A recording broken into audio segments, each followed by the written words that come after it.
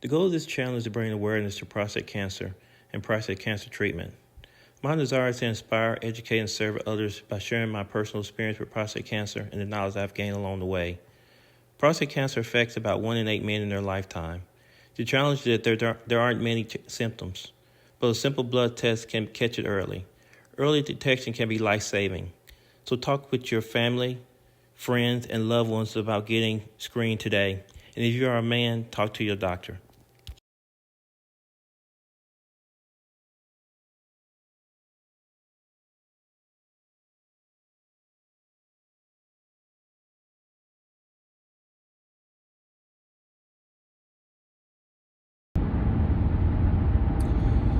So, I've been recently diagnosed with prostate cancer. So the question is how I got here. So a little bit about my story. So I go to the doctor on a regular basis. So I get my annual checkouts.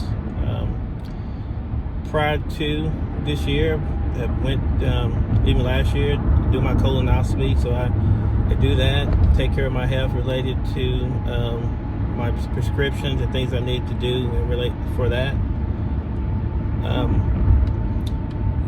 Been a part of a man's group. So part of that man's group, one of the guys that mentioned prostate cancer, and that he did his checkup, and another friend who hadn't. So even though I've been going to the doctor, I don't remember my doctor actually checking my prostate. So during my next visit, I asked him, to check it.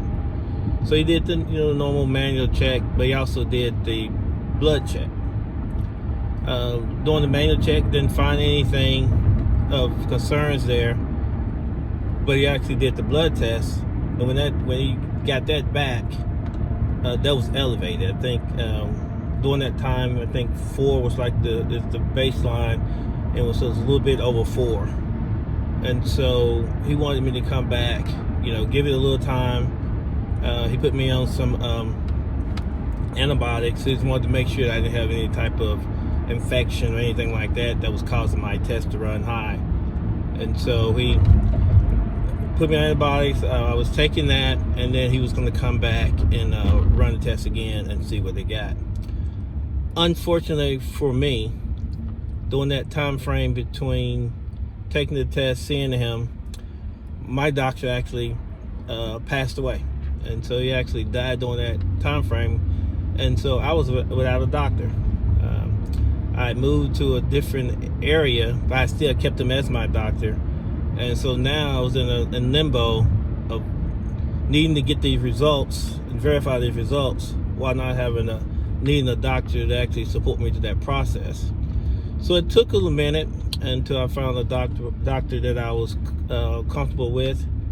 And so once I went to that doctor, I kind of shared what was going on and all the other stuff that all the general stuff about my health, so she could be aware of that.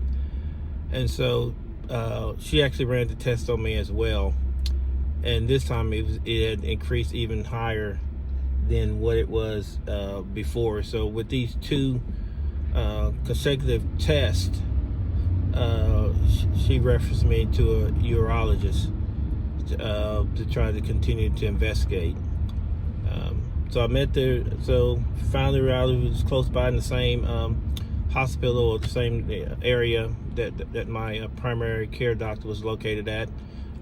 Great guy, met him, and so he wanted to do the test as well. And so he ran a test on me. Again, it kept each time it kept creeping up. And so he wanted to do a MRI. So he sent me to do an MRI for it. Again, with the MRI, even though the test was high, the MRI showed negative. But what it did show was I had an enlarged prostate. And so one of the things with the enlarged prostate is that it also can raise your PSA numbers. But some of my biggest, so basically, so he's going to watch it. One of my biggest concern there was that, okay, you have an enlarged prostate, your PSA number is rising. That is the only thing they use to check prostate cancer. How do you know if you have prostate cancer, if you had enlarged prostate? Based the feedback we have to keep monitoring. And so again, we waited the 3 months. They did another test on me. When you did the test this time, again, it raised to the point where you say, with these increasing elevations of scores, that we need to go and do a biopsy to be able to be for sure. And that's, so actually going in and looking to verify it. So we scheduled the biopsy. I went in for the test,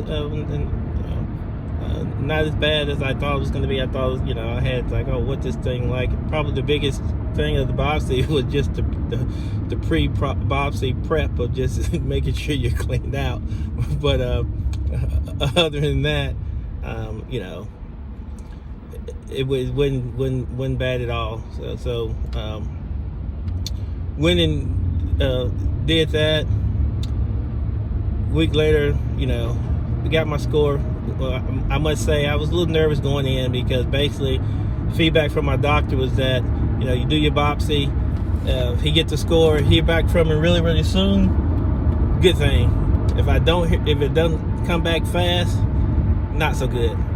So pretty much after my second day, I was really shaking, like what's going on? I hoped to hear from him with the positive results, but I was starting to get a little nervous now that it was going to extend it out and pretty much was fast approaching my consultation date with him. So I recently just did my consultation, and yes, I was informed that it did find cancer. Good news is that from my doctor that they found it early. It's still what they call at the next light, turn left. Grade 1 or a Gleason 6 score, which is the 3x3. So we're now in a phase where he kind of gave me some options. Going back home at the light, to do some turn left onto Lebanon Road. Going home to do some investigation and talk about next steps.